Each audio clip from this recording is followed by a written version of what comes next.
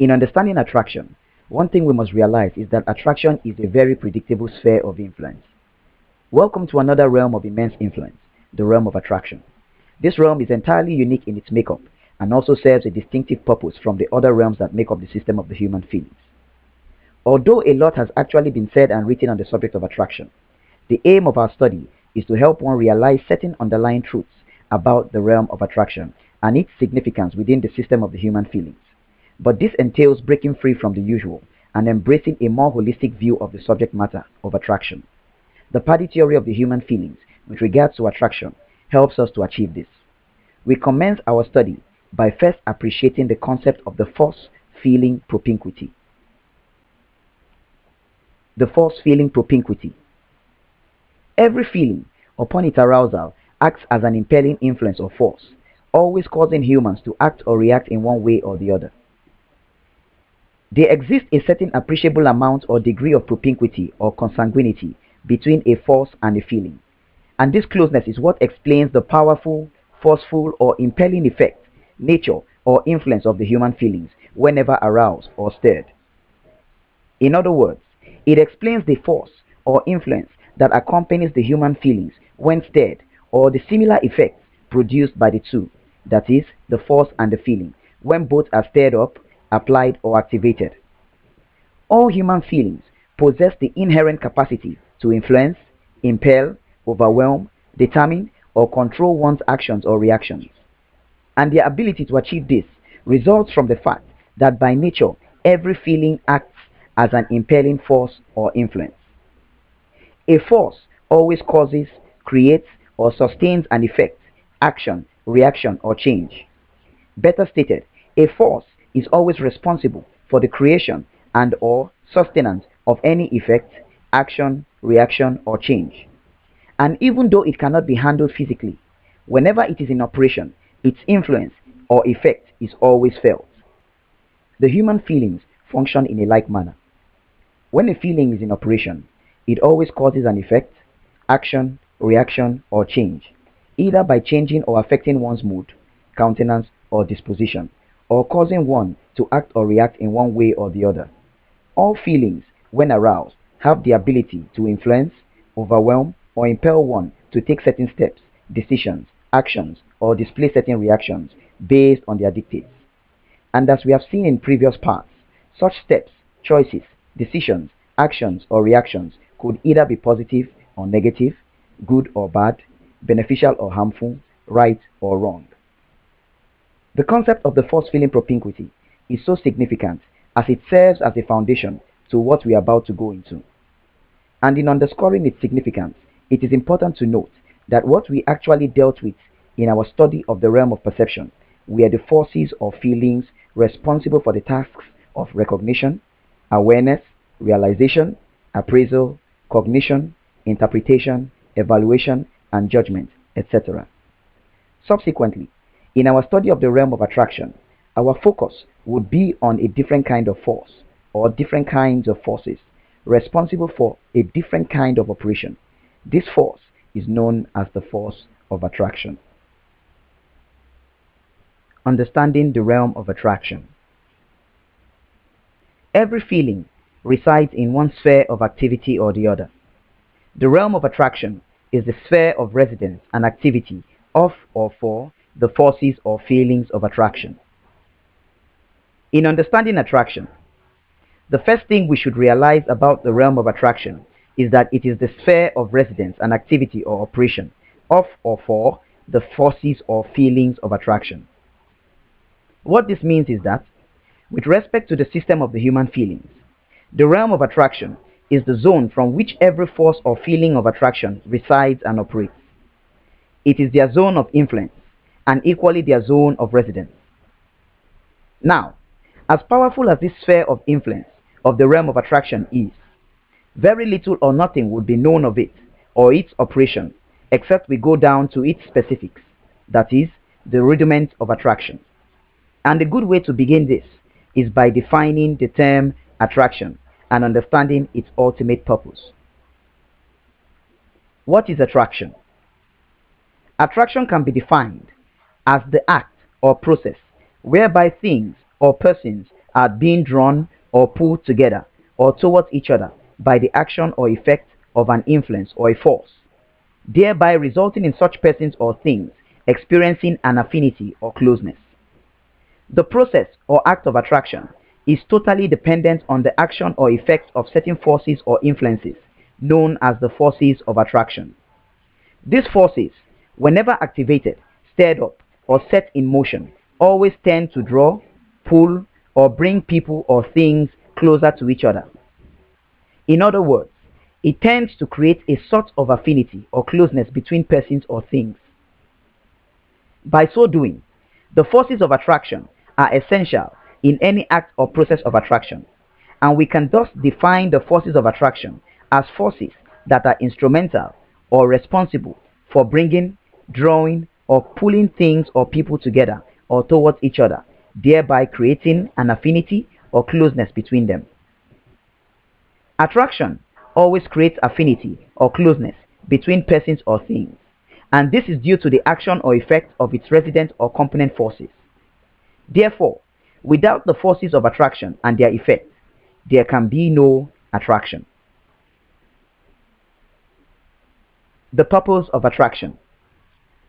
As we said previously, with regards to the system of the human feelings, the realm of attraction is the sphere of activity of the forces or feelings of attraction.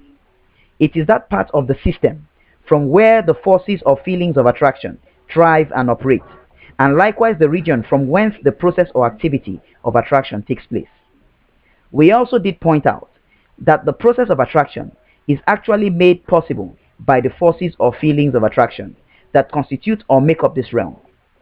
Bearing this in mind, we can therefore define the process of attraction in another sense, this time taking into cognizance the role of the human feelings.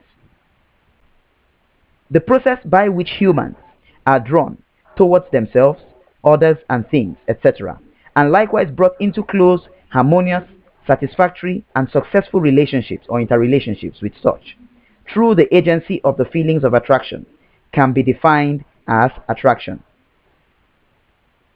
From the above definition, we can see that the true purpose of attraction is affinity, closeness, intimacy, and likewise the commencement and sustenance of close, harmonious, satisfactory, and successful relationships.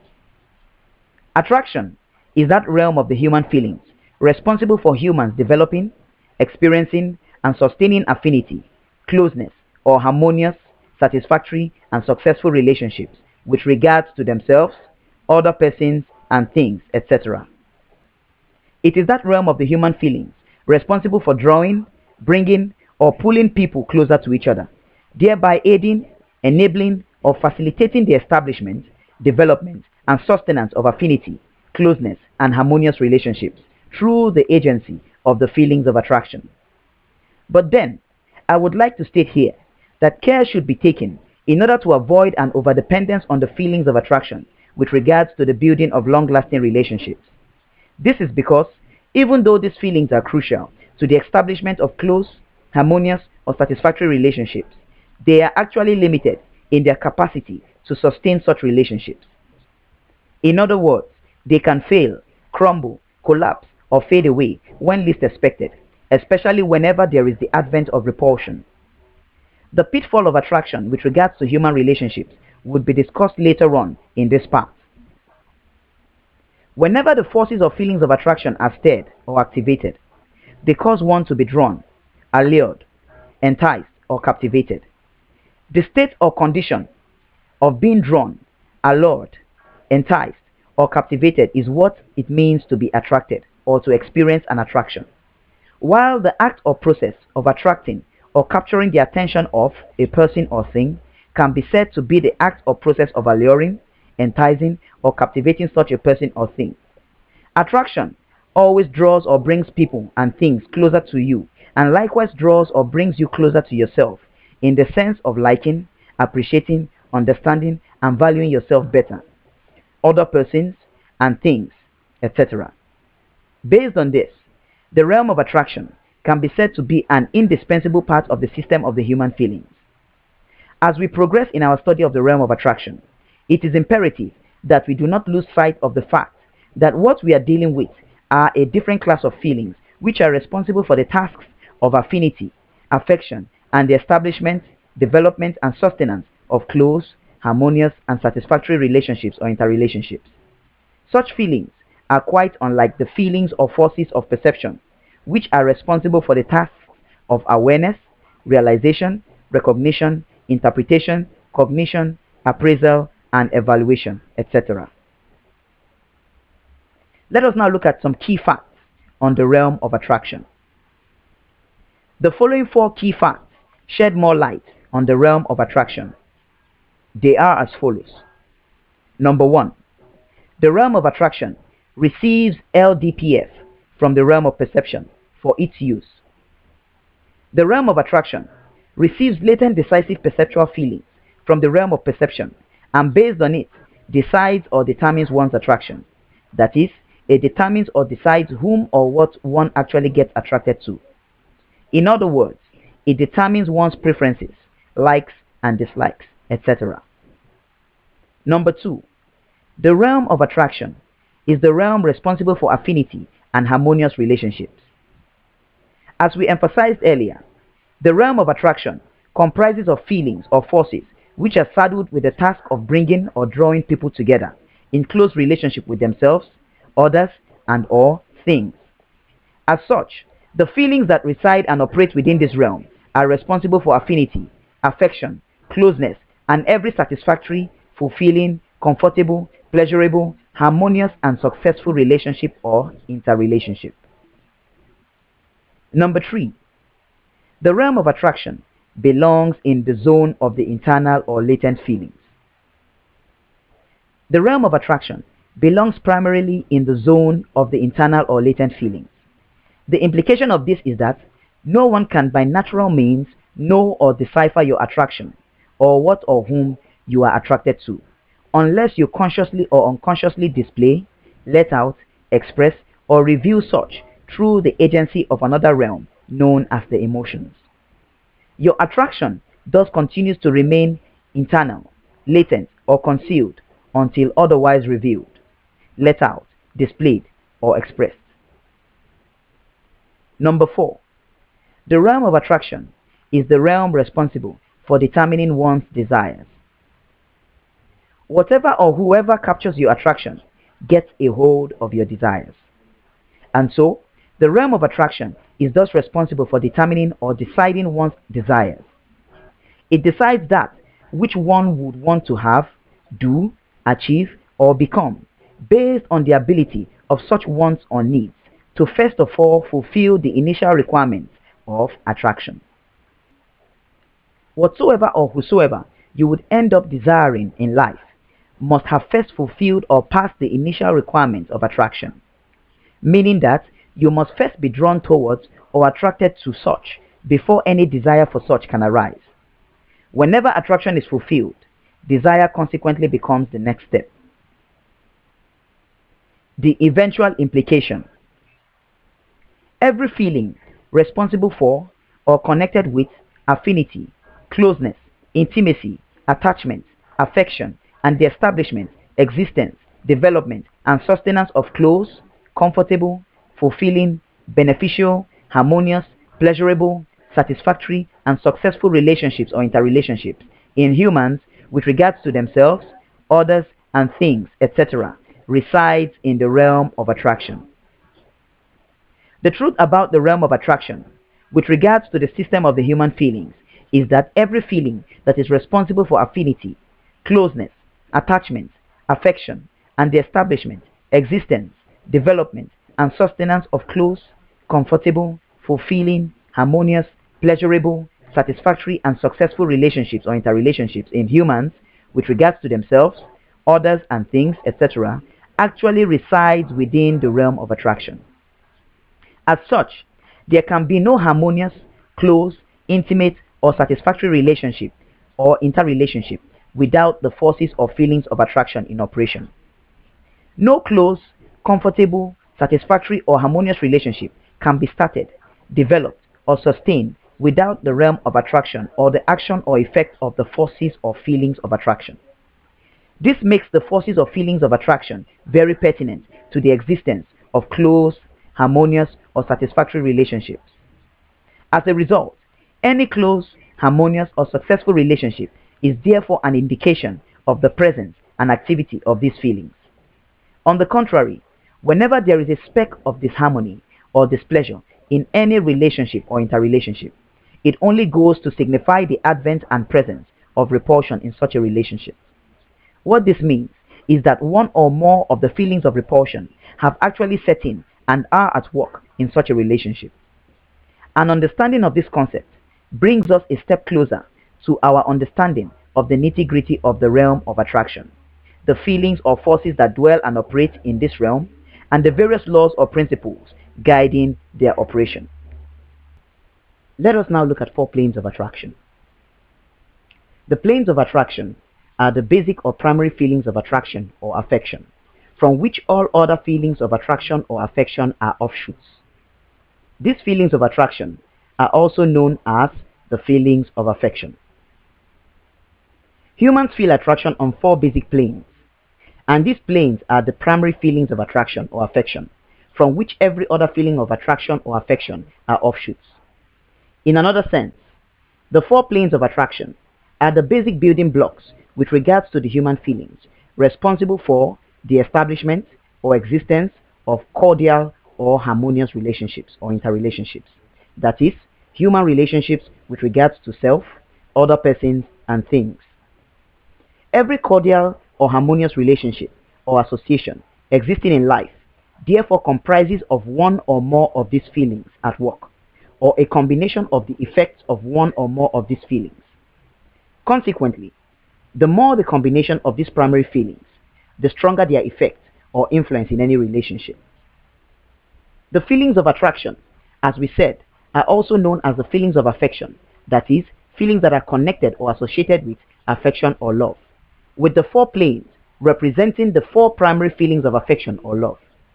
In other words, these 4 planes represent the 4 basic feelings whose arousal in humans towards other persons or things causes them to either feel affection for such persons or things or to consider themselves to be in love with such. By this, I mean whenever the idea or thought of love comes up in an individual towards another, it is actually these basic feelings of attraction or affection that influence such thoughts or ideas by their arousal in these persons towards such persons or things. By so doing, their arousal impels one to consider the idea of love. Another important truth about these 4 planes or feelings of attraction is that there are laws responsible for their arousal, and whosoever fulfills the requirement of such laws would always experience their influence or effect. As we proceed in our study of these 4 planes or primary feelings and the various existing laws responsible for their arousal, it is expedient that we clarify the relationship between the realm of attraction, attraction itself, the feelings or forces of attraction, and also the laws of attraction, so as to avoid a mix-up of these concepts.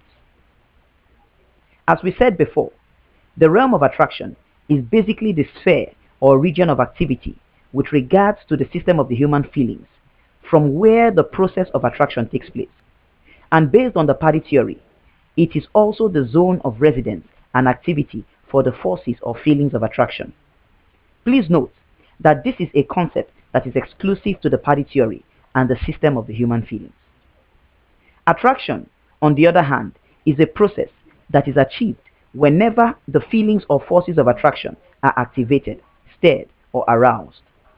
This process always leads to closeness, affinity, and the creation or commencement of harmonious relationships or interrelationships amongst humans. The feelings of attraction, consequently, are the forces or influences whose arousal brings about the process of attraction, while the laws of attraction are simply the rules or principles that must be fulfilled for these feelings or forces to be stirred in order to bring to bear the process of attraction. This is the basic relationship between the 4 concepts.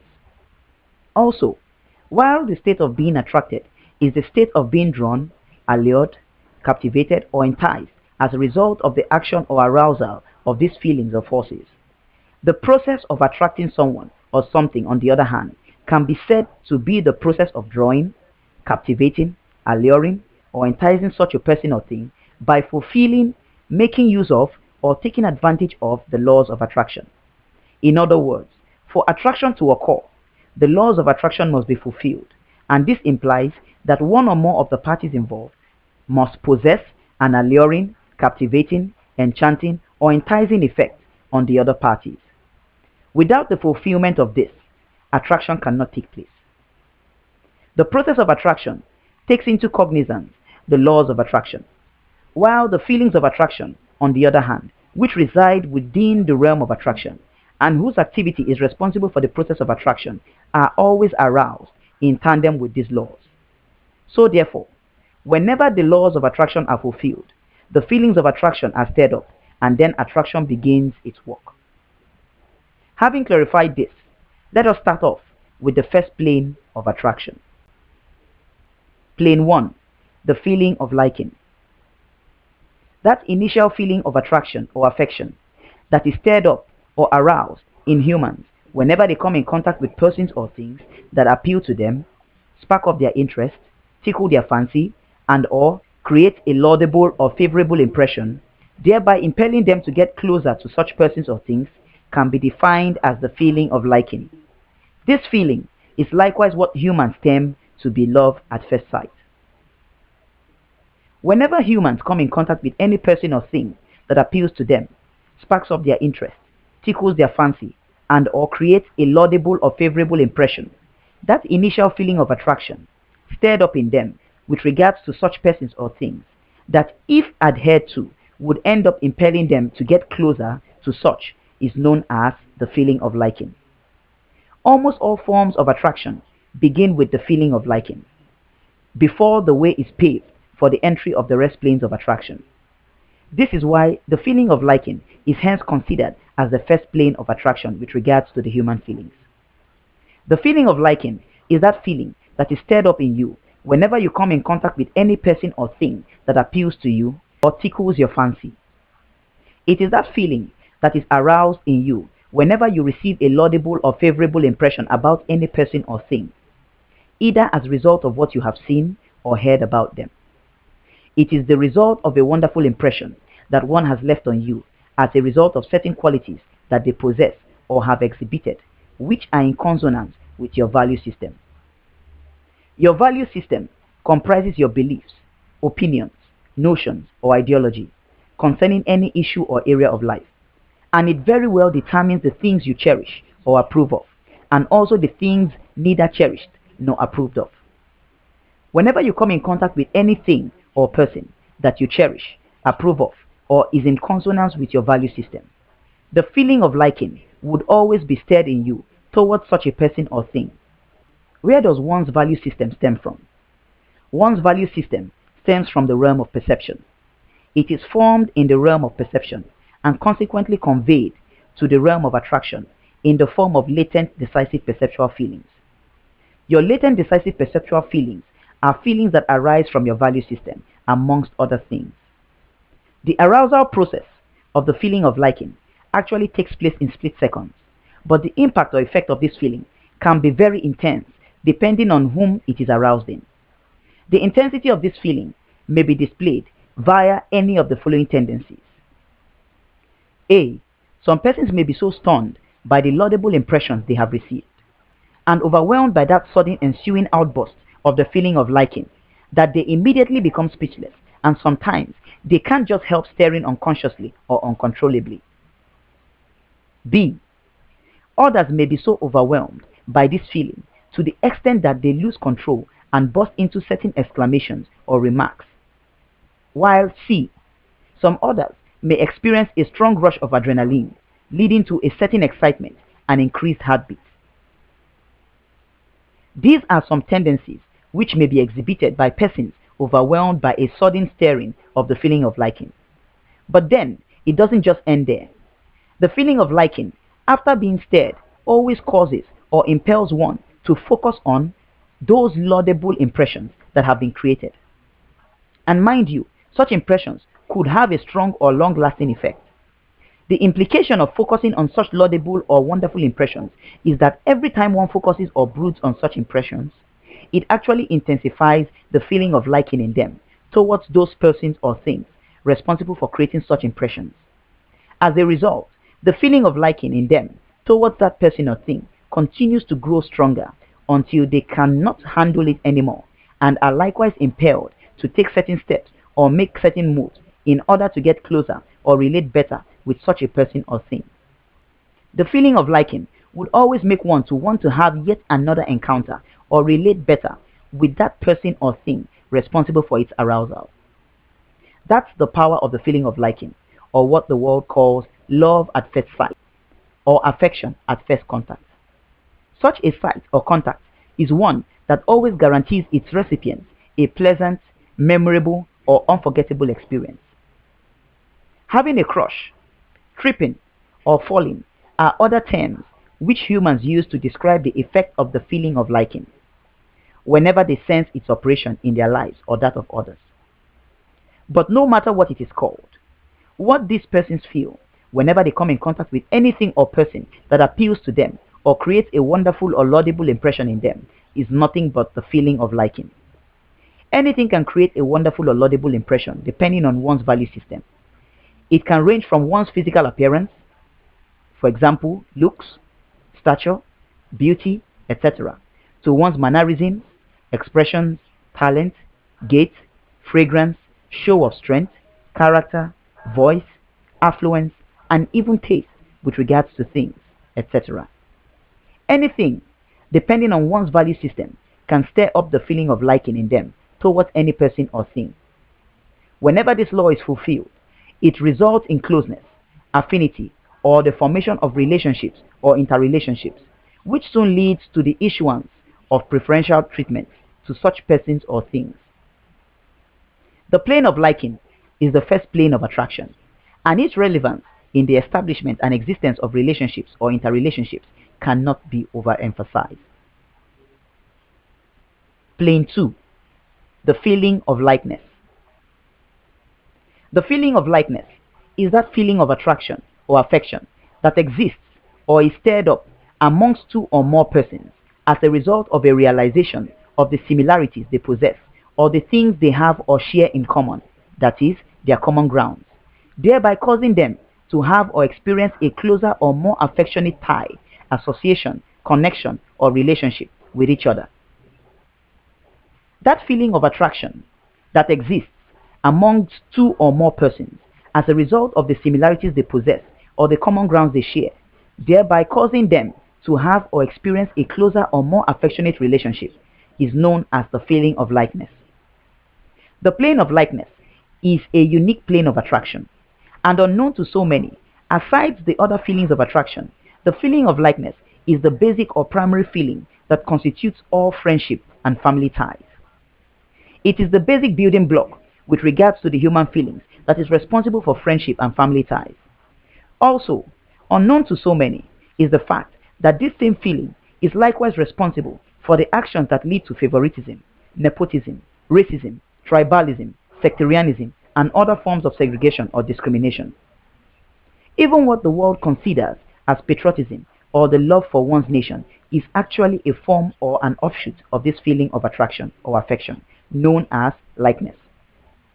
And so, what is commonly considered as family love, nation love, friendship love, brotherhood, feelings of oneness or togetherness, concord, unity, or fellow feelings, and the likes, are all various forms or variants of the feeling of likeness. They represent the feeling of likeness at work in the various spheres of human existence, even though the intensity of this feeling may vary considerably. That is, the intensity of the feeling of likeness that one feels for family may vary considerably from the intensity of the feeling of likeness that one feels for friends, associates, or even country. This will be treated later. The feeling of likeness is so powerful that it cuts across every sphere, aspect, or area of life and exists amongst persons from or of the same geographical location, that is, continent, country, state, city, town, or village, etc., members of the same organization, group, religion, association, union, sect, club, society, fraternity, cult, church, and profession, etc. It exists amongst members or peoples of the same race, tribe, ethnic nationality, clan, lineage, and family, nuclear or extended, and also amongst people of the same or similar tongue, language, or dialect, etc. As long as the quality called likeness exists between two or more persons, and these persons are able to discover their similarities or the things they have or share in common, the feeling of likeness would always be stirred in them, causing them to be closer or to relate more warmly or affectionately towards each other. Likeness and common grounds. The word likeness as a quality basically means to be like, to be alike with, or to have certain similarities or things in common with either someone, something, or any group of persons or things. In more precise terms, likeness can be defined as the quality of being alike or similar. So therefore, when a person has a likeness to or towards another person, then that person can be said to have or share certain similarities or certain things in common with the other person. Likeness can thus only exist between or amongst two or more persons who have or share certain similarities or certain things in common.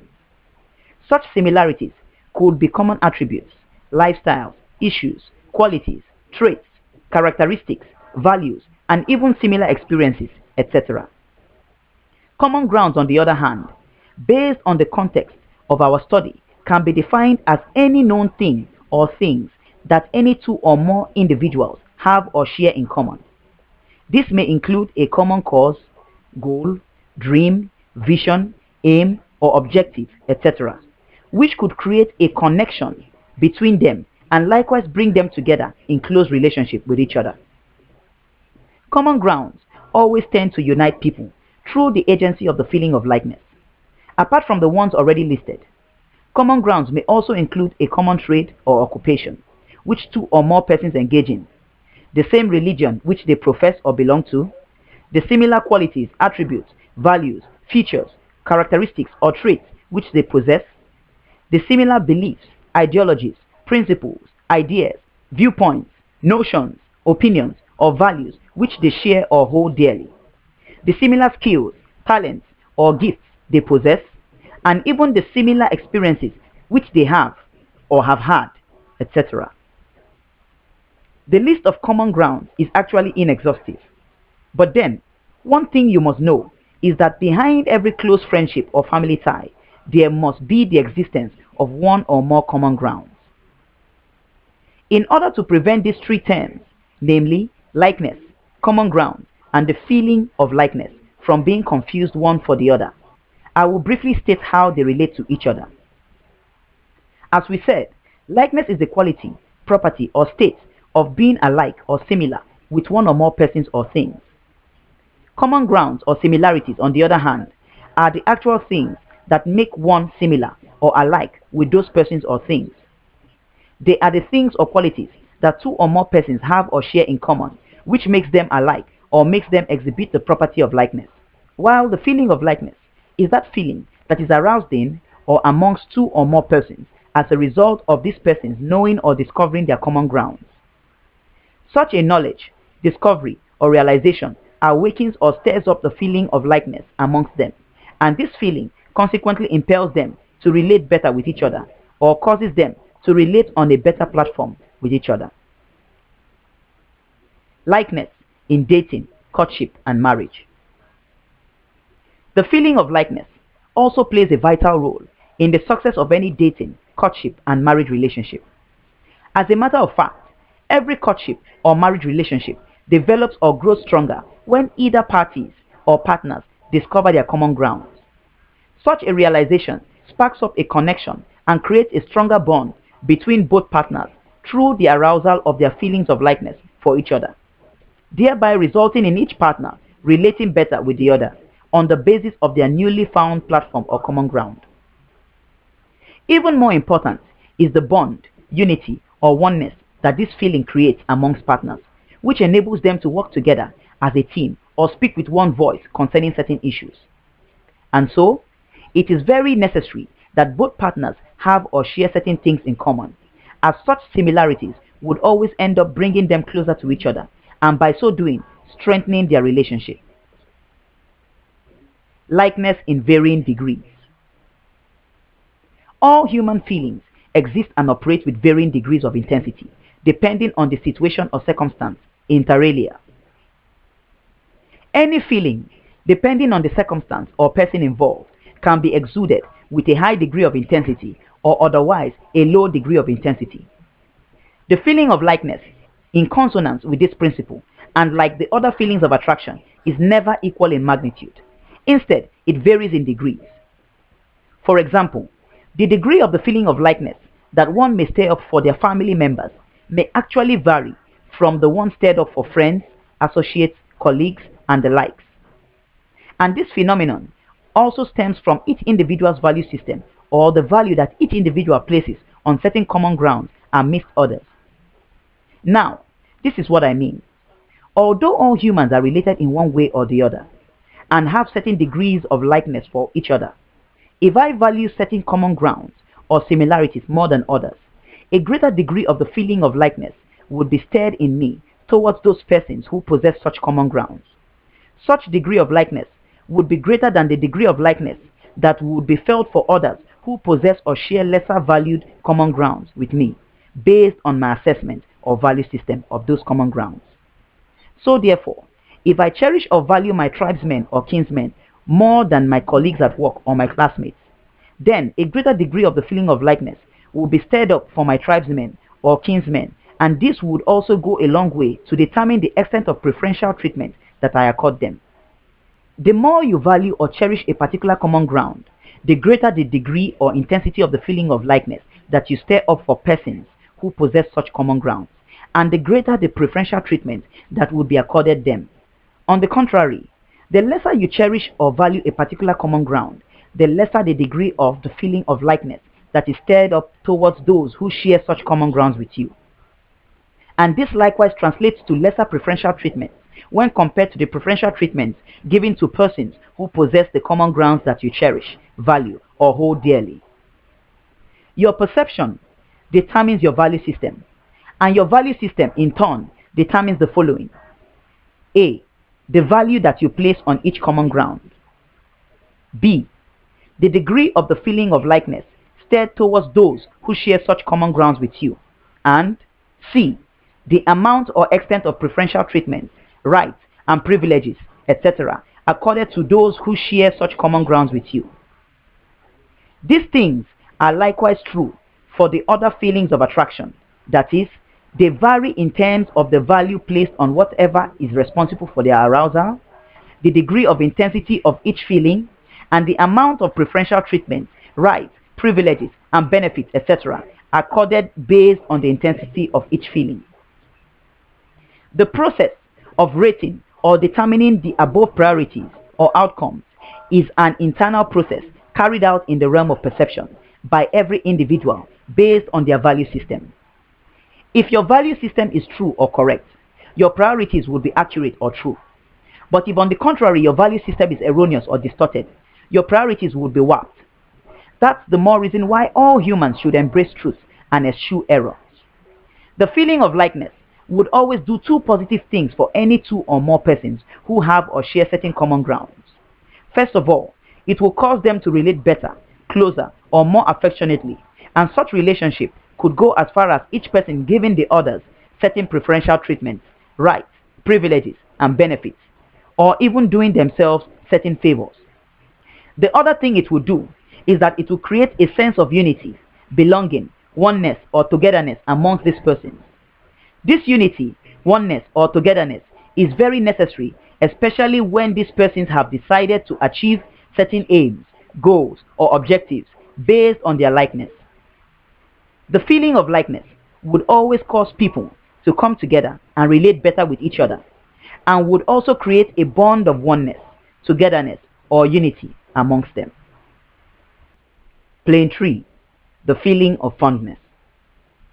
That feeling of attraction, responsible for keeping or leaving one sentimentally or intimately attached to any person or thing as a result of its arousal based on the pleasure, satisfaction, or fulfillment derived or gotten from such person or thing can be defined as the feeling of fondness.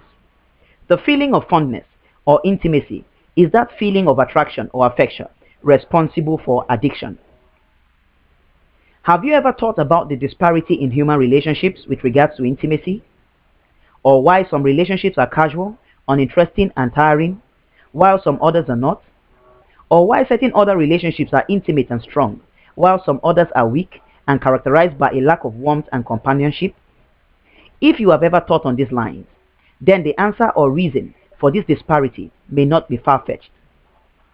In terms of the human feelings and its impact on human relationships or interrelationships, this disparity can be traced or linked to either an absence or presence of a vital feeling known as the feeling of fondness. The feeling of fondness can be defined as that feeling of attraction responsible for keeping or leaving one intimately or sentimentally attached to any person or thing as a result of its arousal based on the pleasure, satisfaction, or fulfillment derived or gotten from such a person or thing. The feeling of fondness is therefore the principal feeling required for the strengthening of relationships. It is that feeling responsible for intimacy in relationships, and as such could be equally known as the feeling of intimacy. Any relationship without the presence or operation of the feeling of fondness is usually a casual, boring, uninteresting, feeble, and tiring relationship. A relationship lacking intimacy, or where there is hardly any intimacy, is a relationship in which the parties involved could be well known as acquaintances. In actual fact, these persons may really be related, but because of the absence of intimacy in their relationship and their consequent attitude towards each other, based on that, people may begin to wonder if they were actually related. This absence of the feeling of fondness is the one reason why most friends and family members are not so closely attached or intimate with each other. Do not get me wrong. These persons may actually possess the feelings of likeness for each other, but because they lack a fondness for each other, their relationship becomes confined to the level of likeness. Fondness is always a greater bond than likeness. But most times, what we have is that even though these persons are fully aware of the common ground that bring them together, their inability to understand the law of fondness and to take advantage of its feeling in the strengthening of their relationship simply confines them to the level of likeness only. And as such, they are left with little or no choice but to relate with each other solely on the basis of their common grounds and nothing more. Such kind of relationship is limited or restricted. On the other hand, those who have an understanding of this truth take advantage of the feeling of fondness in the building of more intimate relationships. Based on the above explanation, we can infer that the difference between an intimate relationship and a casual relationship, solely in terms of the impact of the human feelings on relationships or interrelationships and nothing more, is the presence of the feeling or force of fondness. As I said, this influence is solely based on the effect of the human feelings on human relationships or interrelationships and nothing else.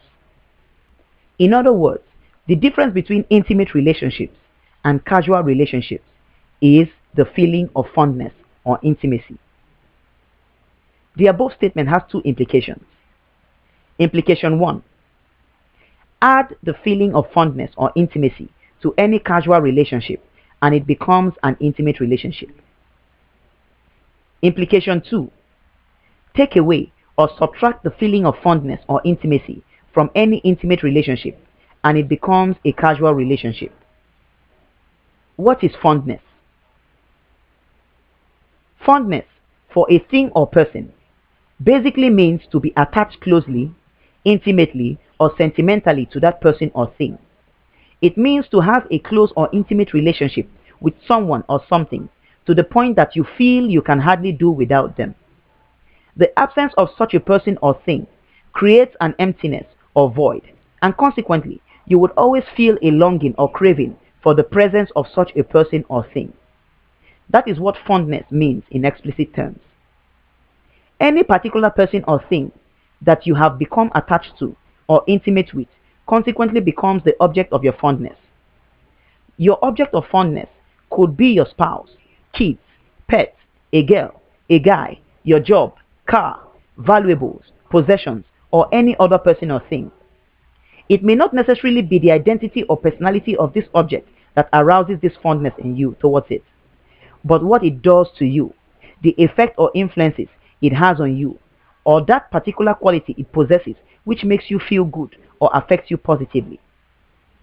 Fondness. Any type of fondness, when compared with the other planes of attraction or affection, can be said to be one of the most powerful planes of attraction or affection.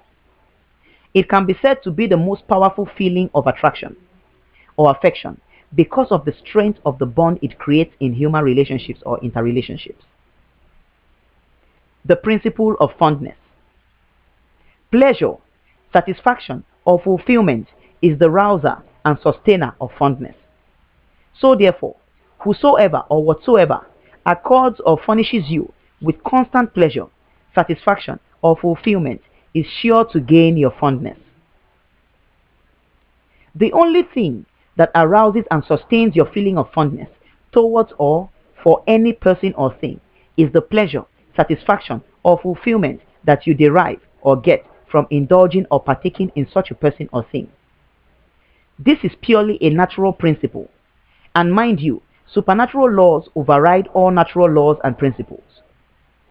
That satisfaction, pleasure, or fulfillment that you derive from a person or thing is what actually makes you so fond of them or attached to them. It's true, the only thing that keeps your fondness going is the pleasure, satisfaction, or fulfillment constantly derived or gotten from the actions, effects, or influences of certain persons or things, that is, your objects of fondness. And such satisfaction, pleasure, or fulfillment is gotten whenever your needs or wants are met, or whenever your desires are fulfilled by those persons or things. Any one or thing that accords or furnishes you with constant pleasure, satisfaction, or fulfillment is sure to gain your fondness, affection, or intimacy. The reverse is the case with anything or person that causes you constant pain and displeasure. Little wonder why some parents, despite the feeling of likeness they feel towards all their children, tend to be especially fond of some more than the others. Everyone in the family feels the force and affection of likeness to a certain degree for or towards each other. But then, fondness is always a greater feeling of affection than likeness. And so, in spite of the feeling of likeness that is felt for everyone, that is, all the kids, parents would always tend to develop that feeling of fondness, intimacy, or sentimental attachment in addition towards those children who give them constant pleasure, satisfaction, or fulfillment by their deeds. In like manner, they are hardly fond of children who cause them constant displeasure, pain, and trouble despite the likeness. This same principle of fondness, that is, pleasure, satisfaction, or fulfillment, is the same reason why so many are so hooked on drugs, pornography, alcohol, smoking, and other illicit lifestyles. It is basically all about the pleasure or satisfaction derived. And the more they derive pleasure from these things, the more they become hooked, attached, or fond of them. You would always be fond of anything or person that furnishes you with constant pleasure, satisfaction, or fulfillment. The effect of fondness. Fondness always leads to or causes an addiction. In fact, it could be considered as a sort of addiction in itself. By addiction, I mean one finds himself or herself so hooked on a person or thing because of the fondness he or she feels, and as such finds it difficult coping without them. Whenever you are attached to any person or thing intimately, you find it difficult most times coping or doing without them. And at times, you feel as if that particular person or thing has become a part and parcel of you. Consequently, such fondness or addiction would always lead to a longing or craving whenever such a person or thing is absent. That is the effect of fondness in human relationships or interrelationships. It creates or results in an addiction, a longing, or craving. Any person or thing you are fond of or attached to becomes your addiction, and whenever you can't seem to find them around, you tend to long or crave for their presence. Not every fondness or addiction is good or beneficial, especially when the objects of fondness are harmful, illicit, evil, or erroneous. Being hooked on such persons or things would only cause one untold woes in the long run. Develop fondness for the right things and persons, and get addicted to that which is true and right. Eschew evil or everything that is erroneous, bad, negative, wrong, illicit, or harmful. Never make the mistake of developing fondness towards such, because the consequences are always gruesome and terrible in the end. Plane 4. The feelings of sexual attraction. At least one or more of the 4 primary feelings or forces of attraction or affection are aroused or come to play whenever attraction is in force, or the idea or thought of love springs up or develops in humans. 3 of these feelings are the feelings or forces of liking, likeness, and fondness, while the 4th kind are feelings of sexual attraction. All other feelings of attraction or affection result from these basic or primary feelings. The feelings of liking, likeness, fondness, and sexual attraction are the 4 basic feelings of love or affection. They are the basic feelings of love or affection, that is, the basic feelings that come to play whenever the idea or thought of love or affection springs up or develops in humans towards one another, from which all other feelings of love or affection springs up. Looking closely at sexual attraction, we find that just like other kinds of attraction, it actually comprises of 3 basic feelings on the primary level of attraction. Let's look briefly at sexual attraction and its primary composite feelings. A brief look at sexual attraction. The act or process of sexual attraction is the act or process of drawing, alluring, captivating, or enticing one sexually, while the state of being sexually attracted is the state or condition of being drawn, captivated, allured, or enticed sexually by someone or something. Sexual attraction is one of the most powerful kinds of attraction, and like the others, that is, the other kinds of attraction, it comprises of 3 basic feelings on the primary level. They are the feelings of sexual liking, sexual likeness, and sexual fondness. Sexual liking is basically the feeling of sexual attraction that stems from sex appeal, that is, that initial feeling of sexual attraction that is aroused in one when he or she comes in contact with any particular thing or quality that appeals to them sexually. Sexual likeness, on the other hand, is that feeling of sexual attraction that stems from similar sexual preferences, etc., shared by persons. While sexual fondness or intimacy is that feeling of sexual attraction that results from the derivation of sexual pleasure, satisfaction, or fulfillment. These are the primary feelings of sexual attraction from which any other feeling that is the result of sexual attraction may arise. Let us now look at 3 degrees of attraction. The realm of attraction can be classified into degrees or levels, with each degree or level comprising of various feelings or forces of attraction. But all these feelings have a common purpose, which is working together to achieve closeness, affinity, attachment, affection, and/or the establishment, existence, development, and sustenance of close, harmonious, comfortable, pleasurable, and satisfactory relationships or interrelationships in humans with regards to themselves, others, and things, etc.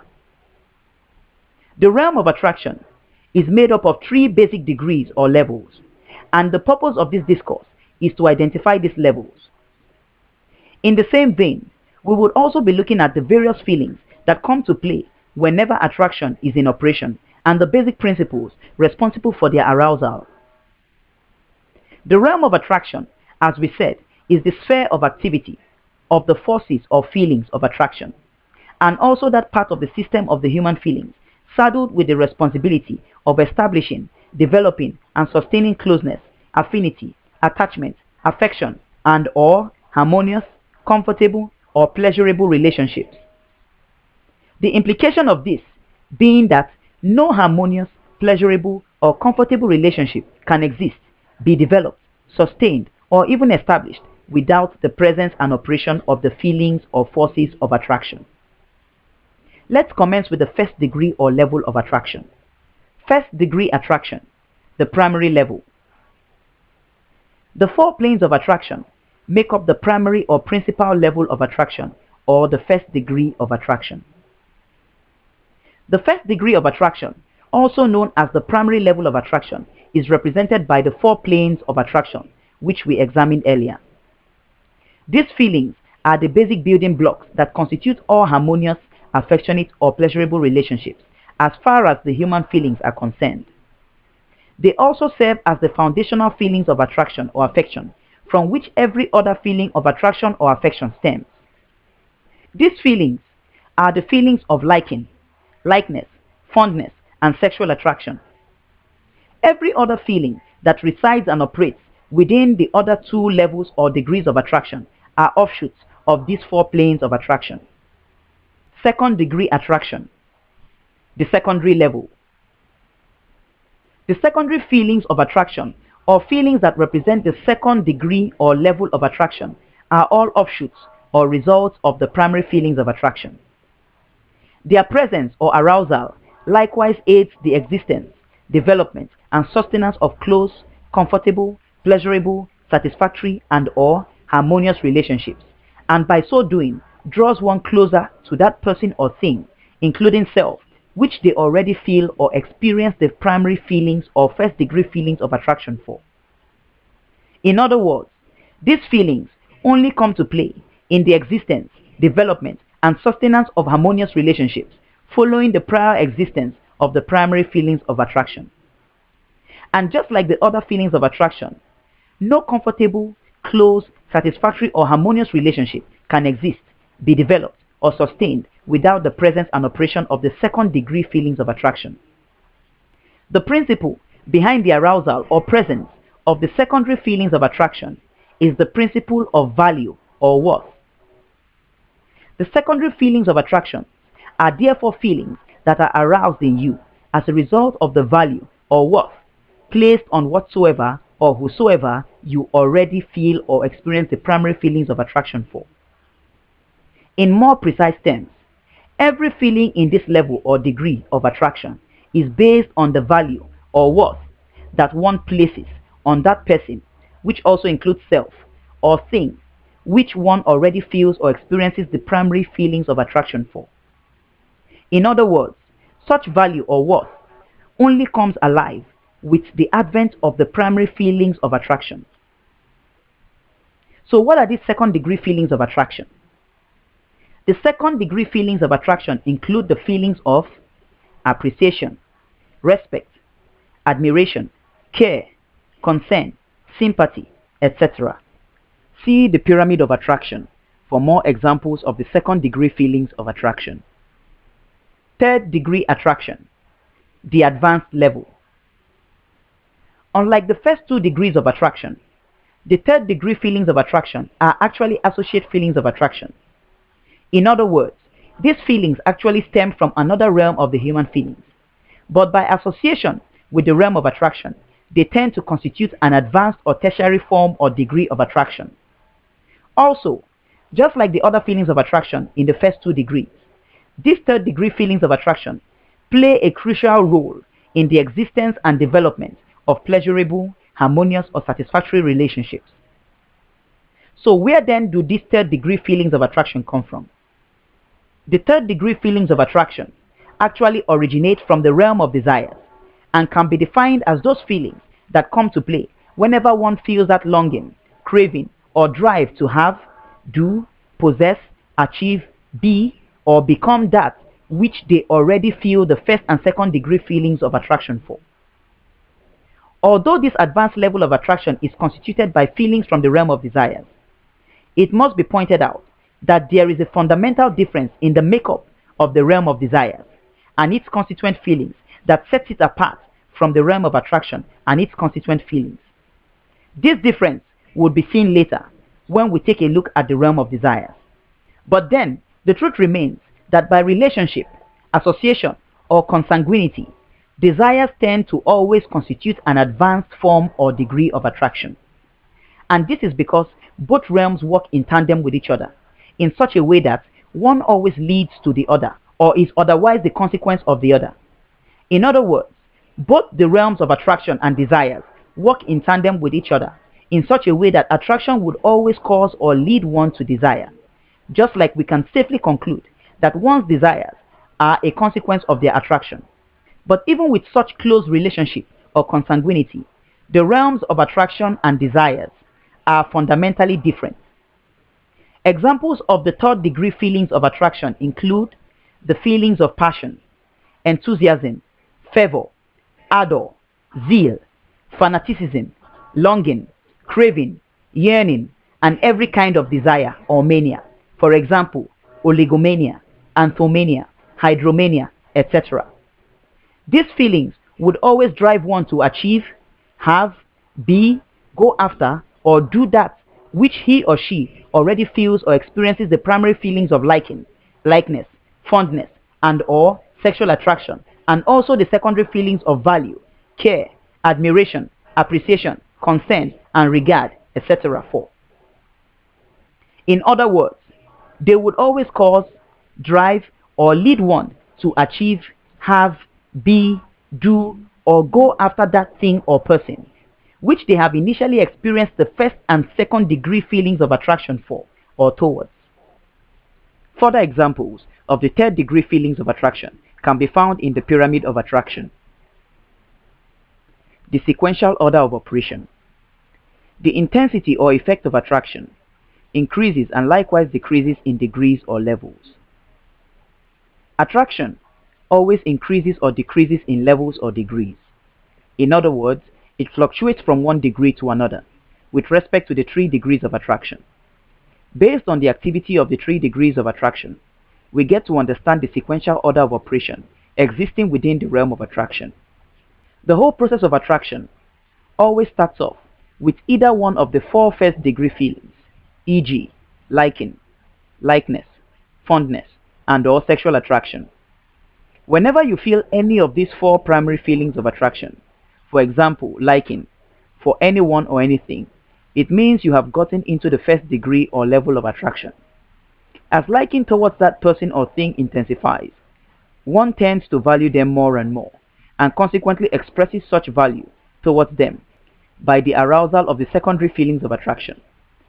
By developing and expressing the secondary feelings of attraction, e.g., admiration, care, concern, appreciation, respect, regard, etc., towards them, one tends to experience a more pronounced closeness, affection, or affinity towards or for these persons or things, and vice versa. Such characteristics are a pointer to the operation of second degree attraction. As attraction becomes more intense, one graduates from the secondary level and progresses to the level where he or she actually longs for, craves for, is driven towards, or desires such a thing or person more and more. At this point, one has gotten to the climax or advanced level of attraction, also known as the third degree of attraction. Whenever you graduate from the level of liking, likeness, etc., through the level of value, care, concern, regard, and respect, etc., to the point where you are so enamored, allured, captivated, or enticed that you begin to crave, long for, or desire to have, be, possess, do, or go after that thing or person, that is, the object of your attraction, you have delved into the third degree of attraction. Similarly, if your attraction wanes, it actually starts from a gradual or rapid loss of either the feelings of liking, likeness, fondness, and or sexual attraction for that person or thing. This consequently degenerates to a loss of worth or value towards such persons or things, and this is shown by a lack of care, concern, value, regard, respect, or appreciation for them, and eventually culminates in a lack of interest, desire, or drive towards them. The operation or activity of these 3 levels of attraction in relation to one another can take place rapidly, gradually, and even almost concurrently, but the point of emphasis is that they are all invaluable to the establishment, existence, development, and sustenance of harmonious or satisfactory relationships or interrelationships. No matter the kind of relationship, whether courtship, marriage, family, or friendship. Whenever there is a breach of either of these feelings of attraction or affection, that is, passion, care, concern, value, regard, respect, appreciation, enthusiasm, zeal, fervor, interest, longing, craving, liking, likeness, fondness, etc., it signifies the advent of repulsion into such a relationship. And if such a breach or repulsion is left to persist or left unhandled, it would always spell doom for such a relationship, causing it to degenerate into an unpleasant, problematic, and uncomfortable one. Little wonder why no harmonious, pleasurable, or successful relationship can ever exist, be developed, sustained, or established without the presence and operation of the feelings that exist within the 3 levels or degrees of the realm of attraction. In other words, for harmonious or successful relationships to be established, developed, existent, or sustained, all these feelings of attraction must continually remain active or operative. It is possible to like and esteem a thing or person without actually longing or craving for such. At the same time, it is impossible to long or crave for any person or thing without initially liking, valuing, or appreciating such. That way, there is order as regards the operation of the realm of attraction with regards the 3 levels or degrees of attraction. Attraction's handicap. As we said earlier, although the feelings of attraction are very essential to the establishment, development, and sustenance of close or harmonious relationships, they are actually limited in their ability or capacity to develop and sustain such relationships, especially whenever there is the advent of repulsion. The implication of this being that any relationship built on the foundation of attraction is most assuredly bound to fail or crumble. The truth is that even though attraction is a wonderful experience, it was never, is never, will never, and can never be the ideal foundation for comfortable, pleasurable, satisfactory, fulfilling, harmonious, successful, and long-lasting relationships due to the presence and activity of its equal, opposite, and counteracting side called repulsion. Don't get me wrong, attraction is actually very important, as we have seen in the course of our study.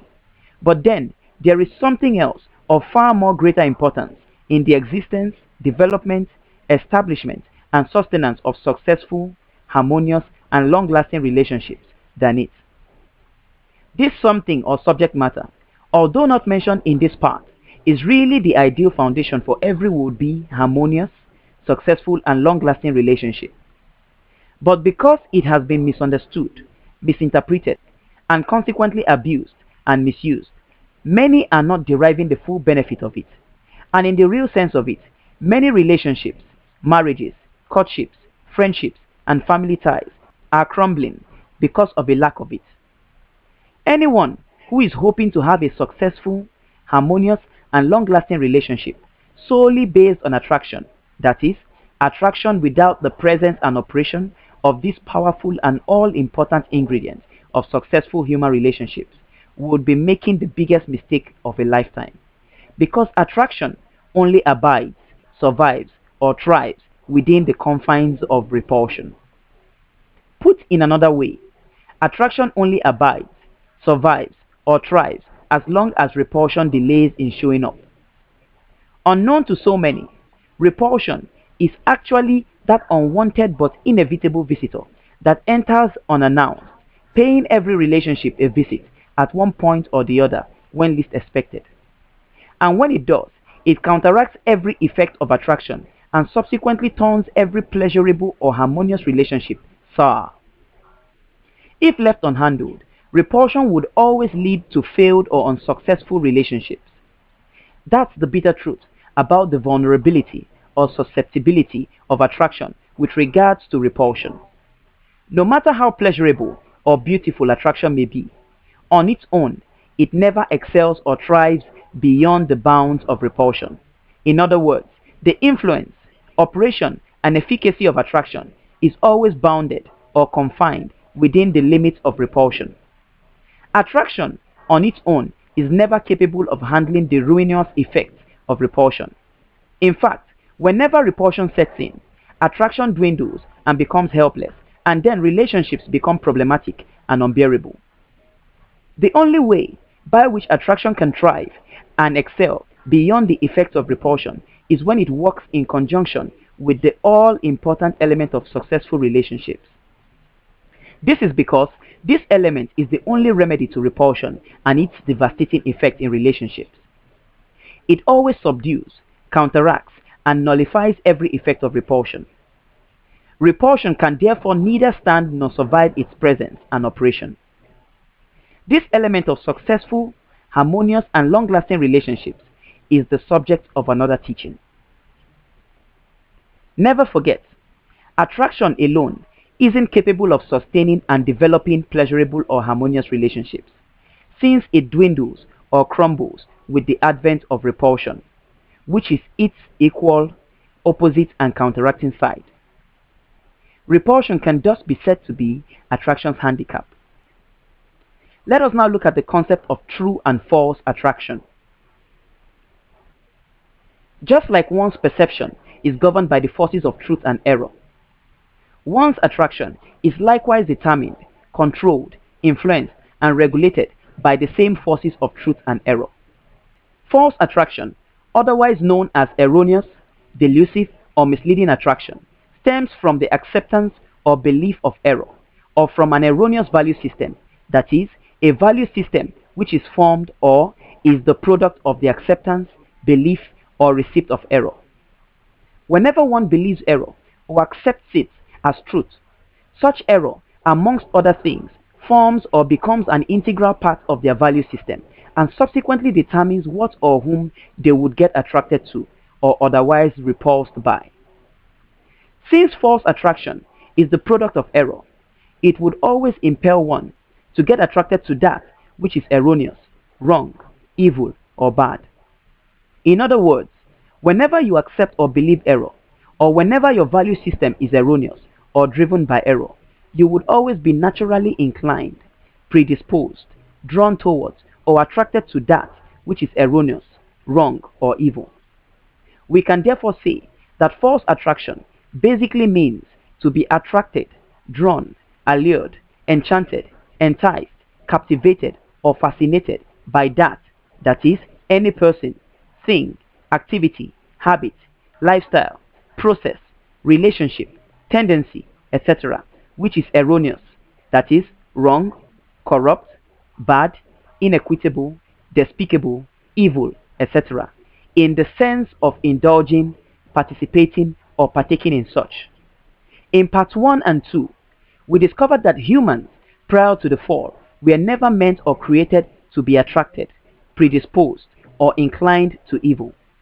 And until the advent of false or erroneous attraction, humans were solely attracted to that which was good, true, and likewise pleasurable.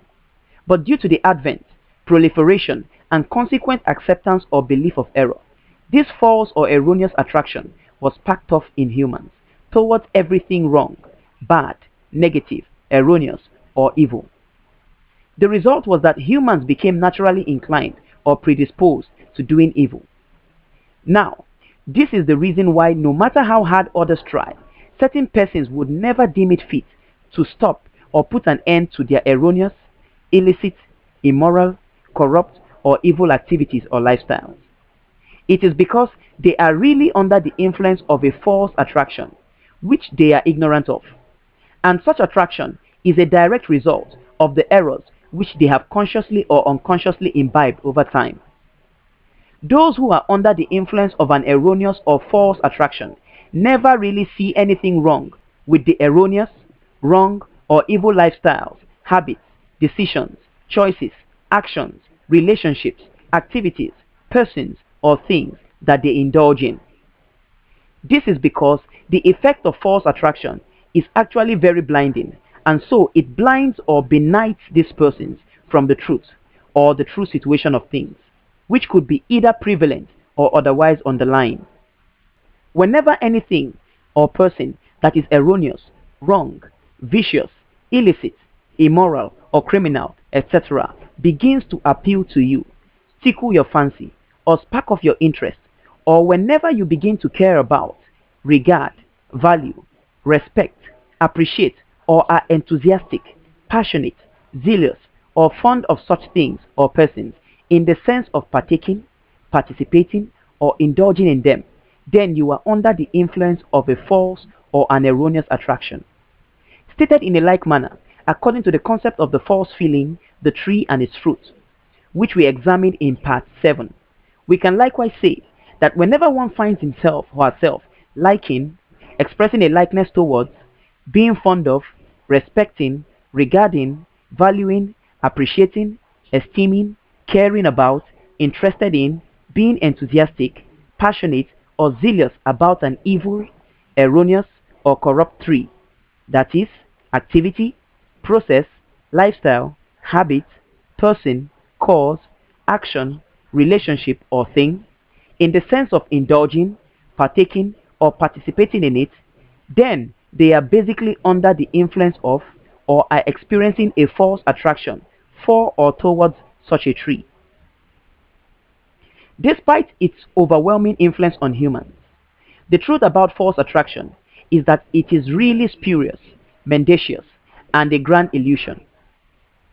False attraction is nothing but a mirage, a false representation, or a misrepresentation of reality, which is designed to mislead or misguide humans. A common avenue through which the grand illusion or delusion of false or erroneous attraction thrives and is clearly seen in human relationships is in the avenue of sexual attraction. Sexual attraction, just like any other form of attraction, can either be true or otherwise false or erroneous. When stirred, controlled, regulated, backed, or governed by truth, it is always natural, that is, it obeys the laws of nature and promotes or fosters fidelity or chaste and pure sexual relationships. But on the contrary, when sexual attraction is erroneous, which is due to the advent, proliferation, and acceptance of error, it is always unnatural, spurious, and a misrepresentation of reality. False or erroneous sexual attraction gives rise to so many anomalies in human relationships with regards to sexual attraction.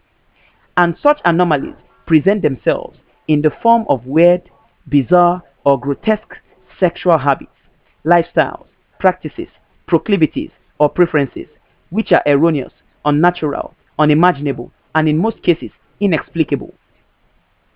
These sexual anomalies, which are consequences of false or erroneous sexual attraction, include the following: pedophilia, necrophilia, bestiality, sodomy, incest, rape, Oedipus complex, Electra complex, pederasty, and the likes. Anyone who indulges in any of such and the likes is simply under the influence of false or erroneous sexual attraction, even though they may be unaware of this. In another sense, whenever one consciously or unconsciously begins to fancy the erroneous idea or thought of being sexually attracted to someone of the same sex, an animal, his or her parents, family members, little children, corpses, etc., such a one should realize that what they feel at that moment is only an illusion or a false representation of reality. Such thoughts, ideas, or feelings are only spurious, motivated by error, and are only designed to mislead one or cause one to err. The law of false attraction is the acceptance, belief, or receipt of error. And while this error may come in the form of erroneous thoughts, ideas, information, messages, etc., the end result of such false attraction is always depravity, immorality, corruption, doom, destruction, and damnation, etc. Unlike false perception, which causes one to accept, classify, consider, or perceive an evil tree as good, or to misjudge or misrepresent an evil tree for good, false attraction, on the other hand, breeds closeness, affinity, affection, attachment, or endearment towards the evil tree through the agency of the feelings of attraction, in the sense of one partaking, participating, or indulging in it. While false attraction always causes one to err, true attraction, on the other hand, which can be described as being attracted, that is, drawn, allured, enticed, enchanted, captivated, or fascinated by any action, activity, cause, process, person, lifestyle, habit, relationship, etc., which is true, good, virtuous, positive, beneficial, right, or worthy, in the sense of indulging or partaking in them, always puts one on the right track and leads them to achieve good, true, beneficial, virtuous, right, and positively life-transforming results. So when you find yourself liking, showing a likeness towards, being fond of, respecting, valuing, regarding, esteeming, appreciating, caring about, interested in, being enthusiastic, passionate, or zealous about any action, activity, process, person, lifestyle, habit, cause, relationship, etc., which depicts, stands for, or exudes virtue, truth, rectitude, equity, goodness, positivism, and the likes, it goes to show that you are under the influence of a true or the right attraction. Under such an influence, one can never go wrong in life.